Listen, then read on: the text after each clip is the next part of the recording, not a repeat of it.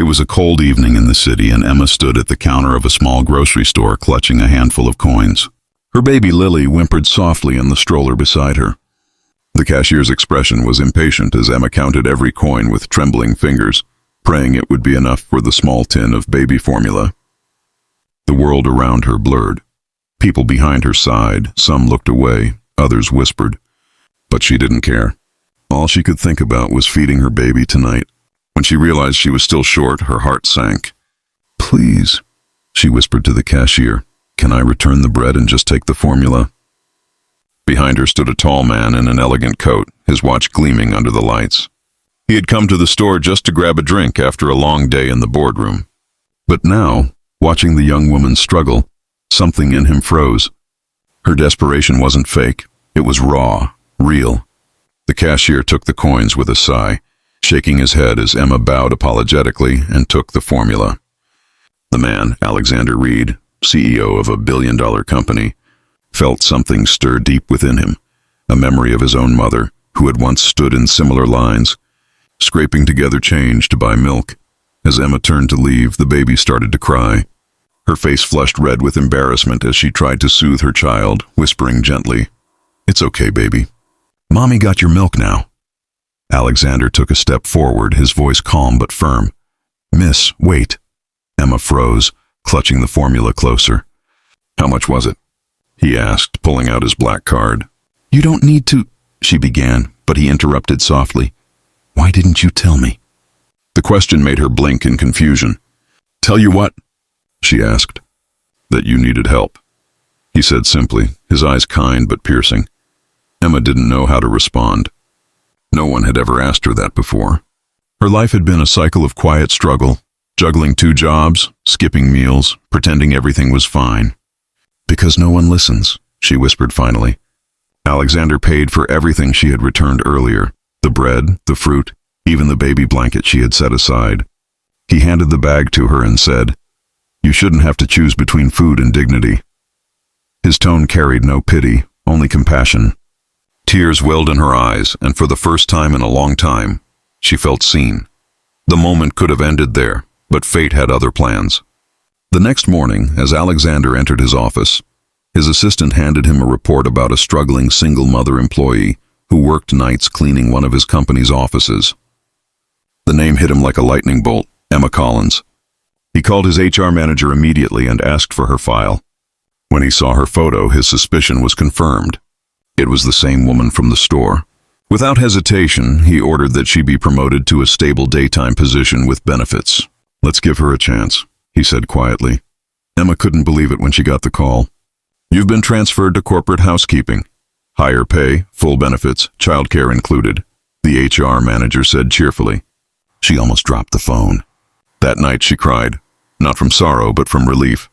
She had no idea Alexander was behind it. When she arrived at her new job, she noticed the CEO's office door slightly open. Inside, Alexander was on a call discussing a charity project for single parents.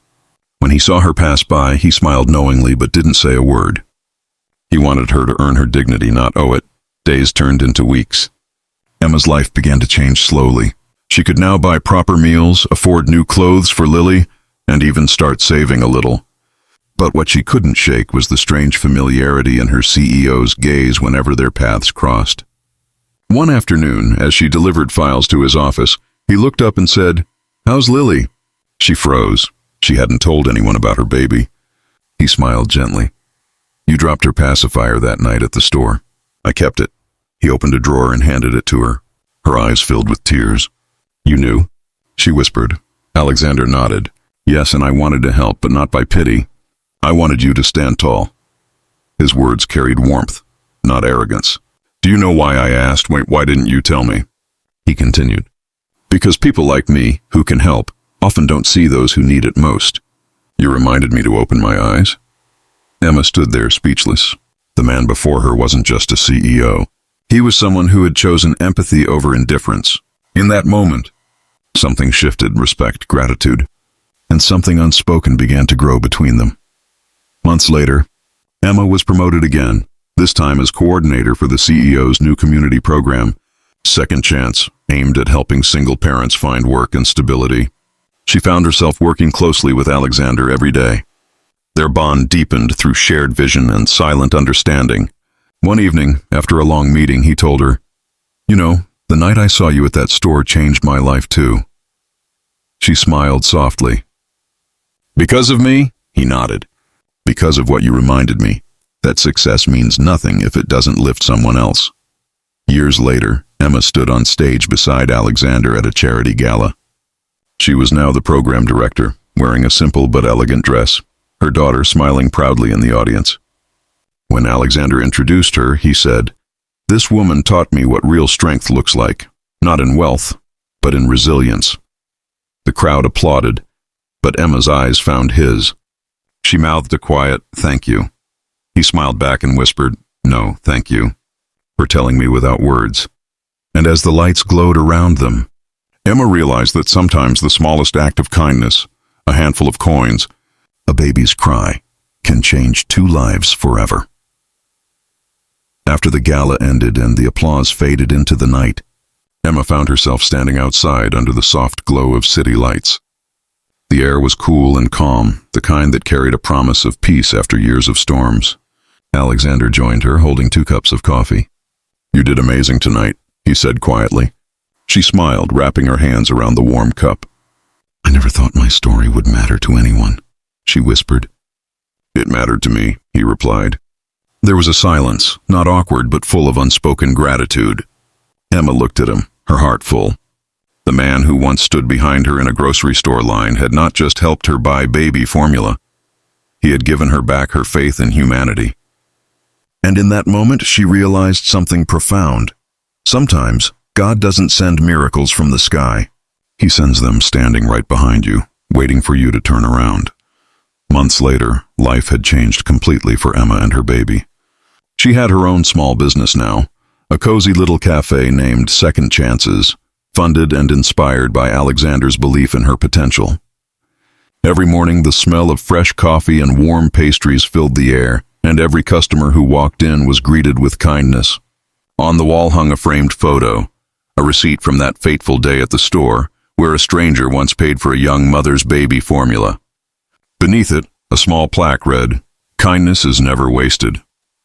Sometimes Alexander would stop by with his briefcase and smile proudly at how far she'd come.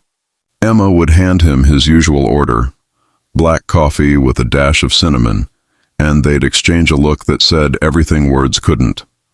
The world had once been cruel to her, but through one act of compassion, it had been rewritten with love, hope, and grace. One chilly morning, as Emma opened her cafe, she noticed a young mother standing outside, clutching her baby, looking lost and frightened, just as she once had. Without hesitation, Emma stepped outside, smiled warmly, and invited her in for a cup of coffee and a meal. The woman's eyes filled with tears of gratitude as Emma handed her a blanket for the child. When Alexander arrived later that day, Emma quietly pointed toward the woman and whispered, "That was me once." He nodded knowingly, pride flickering in his eyes. Together they made sure the woman had everything she needed, food, shelter, and a job at the cafe. It was as if life had come full circle. What started as a small act of kindness in a grocery store had become a ripple of compassion touching countless lives. As the baby cooed softly in the mother's arms, Emma smiled through tears, realizing that sometimes miracles don't happen in grand ways. They begin with a heart that refuses to stop caring.